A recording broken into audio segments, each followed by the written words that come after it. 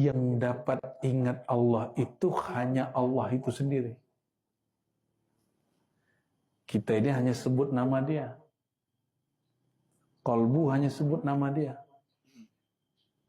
Jadi yang dapat ingat Allah itu, coba ingat orang tuanya, bisa ingat?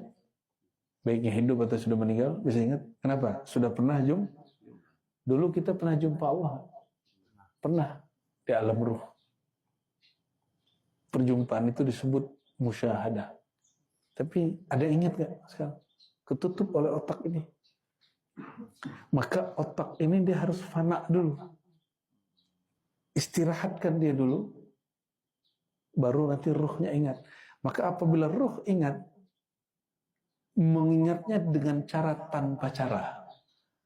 Maka teman-teman kalau mulai rindu kepada Allah, itu rindunya mulai guru, rindu kepada Rasulullah, baru mulai rasa nangis. Ya, orang rindu nangis gak? Ya, pasti mulai nangis.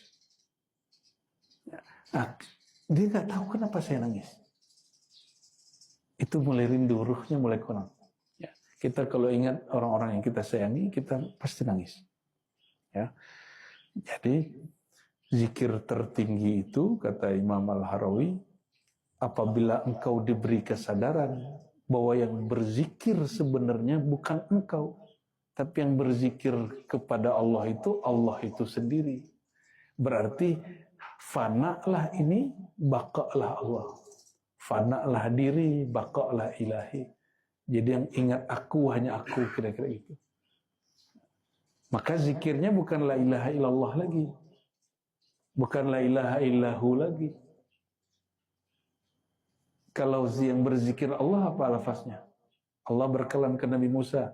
Hai Musa, innani anallah, la ilaha illa ana. Ya Musa, akulah Allah.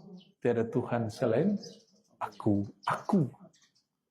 Karena dia mengingat dianya. Aku itu mengingat sang aku. Itu. Kesadaran kepada keakuan Allah itu mustahil terjadi kecuali menghancurkan keakuan ini. Jadi mohon maaf, mau sudah berijazah tarekat, mau udah mursyid, mau udah kata wali lah kata orang, tapi kalau masih menyisakan dalam diri ini aku yang berzikir, aku orang tarekat, aku orang hebat Nur Muhammad, aku orang berilmu, aku masih ada akunya diri ini, orang itu tidak akan merasakan zikir sang maha aku. Ya. Nah, semoga